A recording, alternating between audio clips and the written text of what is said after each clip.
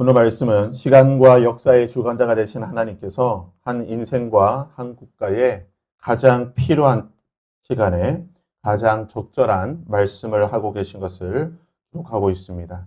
1절 말씀해 보시면 솔로몬이 여호와의 성전과 왕궁 건축하기를 마치며 자기가 이루기를 원하던 모든 것을 마쳤다라고 말합니다.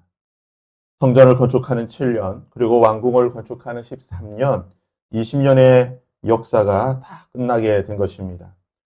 솔로몬은 40년 이스라엘을 통치하게 되는데요. 솔로몬의 40년 통치 가운데에 20년의 건축의 시간을 보내게 됩니다. 솔로몬은 통치 제4년에 이 성전을 건축하였으니까 모든 것이 끝난 타이밍은 시간은 솔로몬 통치 제24년에 모든 것이 다 끝나게 된 것입니다.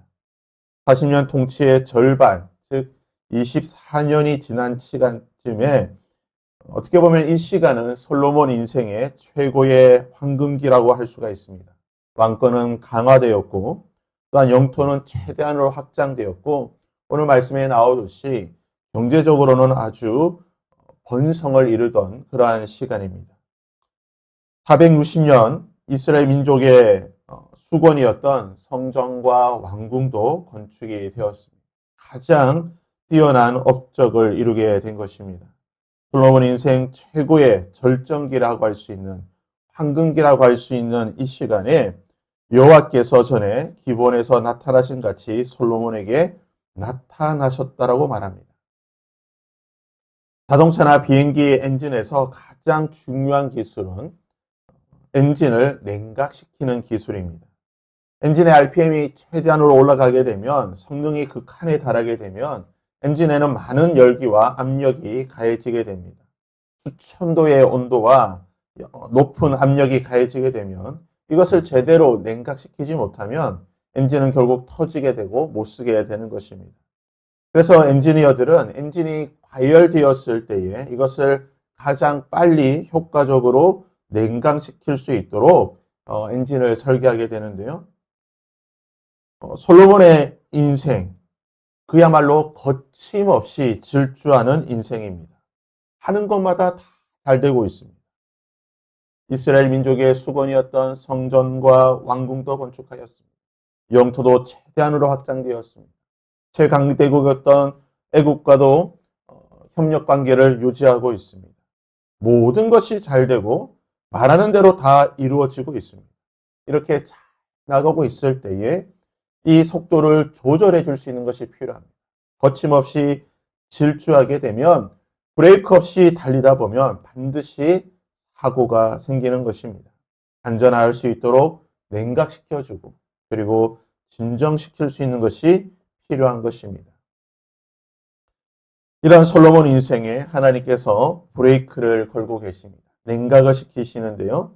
오늘 말씀 3절에서 9절까지의 말씀을 보시면 하나님께서 솔로몬 인생을 어떻게 냉각시키시는지 브레이크를 거는지 이렇게 기록하고 있습니다.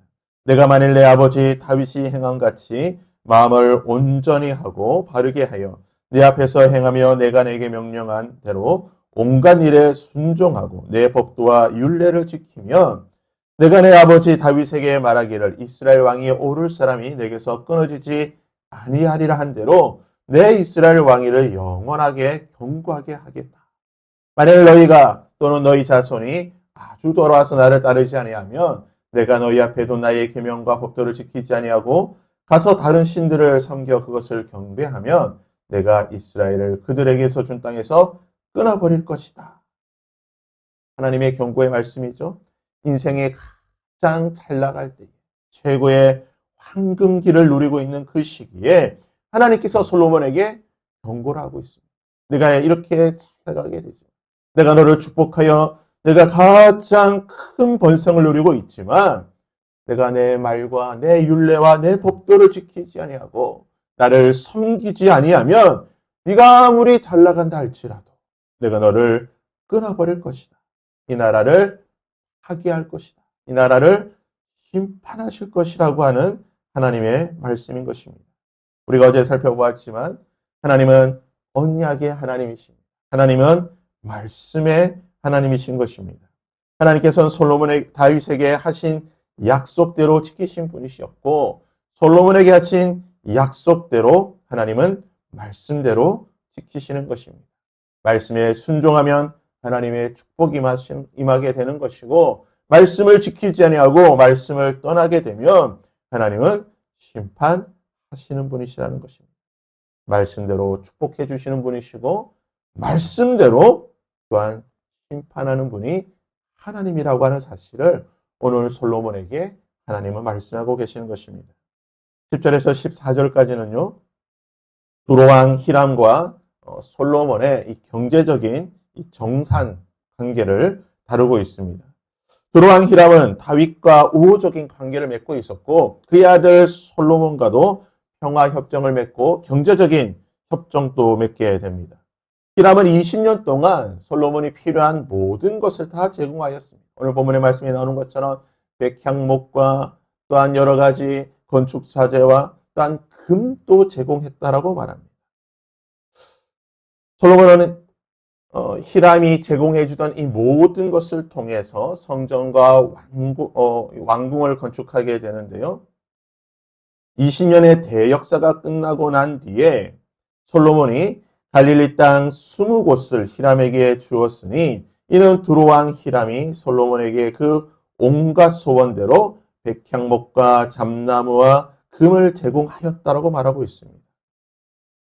이 두로와 레바논 국경에 위치한 갈릴리 땅을 선물로 주었다라고 말하는데요. 제가 지금 선물이라고 표현한 것은 이미 솔로몬과 두로 사이에는 이 성전 건축에 필요한 것들을 다 공급받을 때에 솔로몬이 다 보상을 해 주었습니다.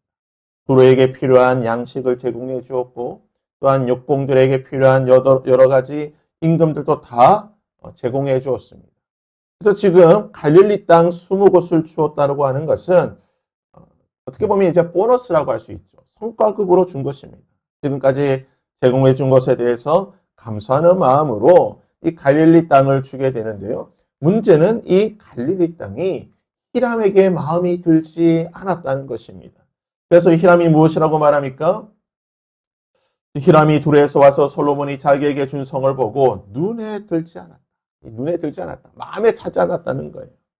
갈릴리 성읍들이 히람에게 마음에 들지 않았던 이유는 아마 이 히람은 두로라고 하는 것은 해안 지방에 위치해 있다 보니까 농사를 지을 땅이 별로 없었습니다. 농사를 짓고 농경을 할 수 있는 그런 땅이 필요했는데 지금 갈릴리라고 하는 것은 이 산악 지역입니다. 산지가 많이 있고 농사를 지을 수 있는 땅이 아니라는 것입니다. 그러니까 쉽게 표현하면 지금 두로왕 히람은 나주 평야를 원했는데 솔로몬은 강원도 태백 땅을 지금 준 것입니다. 그러니까 마음에 차지 않는 것이죠. 내가 원하는 땅은 평야를 원하는데 뭐 산간 지역을 주니까 농사를 지을 수 없는 땅을 주니까 마음에 차지 않게 되는 것입니다. 그래서 히람이 무엇이라 말합니까? 이르기를 내 형제여 내게 준 이 성읍들이 이러한가 하고 왜 이렇게 안 좋은 땅을 주느냐라고 말하면서 이름을 가불이라. 필요 없는 땅이다. 나쁜 땅이라고 이렇게 노골적으로 불쾌함을 드러내었습니다. 그렇지만 히람과 솔로몬의 이 관계, 경제적인 이 협력 관계는 계속해서 유지가 되는데요. 오늘 말씀 14절에 히람이 금 120달란트를 솔로몬에게 줬다고 말합니다. 왜 히람이 솔로몬에게 금 120달란트를 주었는가? 정확한 이유는 기록되어 있지 않지만 15절 말씀을 통해서 추측할 수가 있는데요. 솔로몬 왕이 역군을 일으킨 까닭은 이러하니 여호와의 성전과 자기 왕궁과 밀로와 예루살렘 성과 하솔과 무깃도와 게셀을 건축하려 함이었더라. 즉 지금 솔로몬이 상당히 많은 왕궁과 성전뿐만 아니라 바로의 딸을 위한 궁전과 그리고 예루살렘 성을 보수하고 하솔과 무깃도와 게셀의 병거성과 또한 여러 가지 것들을 건축하다 보니까 많은 돈이 필요했을 것입니다. 그래서 성경학자들은 아마 솔로몬이 히람에게 경제적인 어떻게 보면 대출이라고 할까요? 돈을 빌렸다라고 생각을 하고 있습니다. 그래서 아마 이 120달란트를 통해서 경제적인 지원을 받고 이것을 통해 또 여러 가지 토목 공사를 했을 것이라고 생각이 됩니다. 15절에서 24절까지는요, 밀로와 하솔과 무깃도와 게셀과 여러 이스라엘 지역에 지었던 국고성과 병거성과 마병을 위한 성과 바로의 딸을 위한 여러 건축물에 대한 내용입니다. 25절에서 솔로몬은 율법에 기록된 대로 매년 3번 유월절과 오순절과 초막절에 여호와의 성전에 올라가서 번제와 감사의 제사를 드렸다라고 말하고 있습니다. 또한 26절에서 28절까지는 솔로몬이 해상무역을 통해서 큰 부를 쌓게 되었다라고 기록하고 있습니다. 현재 홍해에 해당하는 곳에 무역선을 만들어서 금 450달란트 엄청나게 많은 이 부를 이루었다라고 성경은 기록하고 있습니다. 사랑하는 여러분, 하나님은요, 성경을 보게 되면 열왕기 상의 기록에 따르면 하나님은 모두 솔로몬에게 4번 꿈에 나타나셔서 솔로몬에게 말씀하셨다고 말합니다. 하나님은 첫 번째 솔로몬의 꿈에 나타나셨을 때에 솔로몬에게 내가 무엇을 해줄까? 라고 말씀하시면서 솔로몬의 기도를 들으시고 그리고 그의 간구에 응답하셔서 그에게 지혜와 모든 좋은 것들을 허락해 주셨습니다. 하나님은 말씀대로 솔로몬에게 지혜와 모든 좋은 것들을 허락해 주셨던 것입니다. 그리고 그 말씀대로 솔로몬은 20년 동안 가장 위대한 업적을 이루며 인생의 황금기를 맞이하게 됩니다. 거침없이 질주를 하는 인생의 황금기를 누리게 된 것입니다. 이 시간에 하나님은 다시 솔로몬에게 나타나셔서 하나님은 하나님의 말씀 언약으로 솔로몬에게 경고를 하고 있습니다. 내가 너에게 축복해 주었지만 내가 말씀대로 축복해 주었지만 네가 이렇게 잘 나갔을 때에 나의 말씀을 떠나고 언약을 떠나게 되면 언제든지 너는 심판을 받게 될 것이라고 하는 하나님의 경고의 말씀이 있게 된 것입니다. 하나님이 솔로몬을 얼마나 사랑하셨는지 그에게 이러한 경고의 말씀을 아끼지 않으셨던 하나님의 사랑을 볼 수가 있는 것입니다. 고린도전서 10장은 사도 바울이 우리에게 이렇게 권면하는 말씀을 기록하고 있습니다. 그들에게 일어난 이런 일은 또 우리의 믿음의 선조들에게 일어났던 이런 여러 가지 일들은 우리에게 본보기가 되고 또한 말세를 만난 우리를 깨우치기 위하여 기록되었느니라. 그런즉 선줄로 생각하는 자는 넘어질까 조심하라. 인생의 황금기를 누리고 있을 때에 가장 잘 나가는 그때에 넘어질까 조심하라는 것. 교만하지 아니하고 언제나 하나님 앞에 겸손하게 엎드릴 수 있는 자라가 되라는 말씀인 것입니다. 하나님은 그 사랑하는 자를 위하여 가장 놀라운 은혜와 복을 허락하여 주시지만 또한 사랑하시기 때문에 하나님은 경계하시고 그를 경고할 수 있는 인생의 브레이크를 걸 수 있는 말씀도 하는 분이라는 것입니다. 사랑하는 성도 여러분, 오늘 하나님의 이 경고의 말씀이 우리에게도 적용될 수 있기를 바랍니다.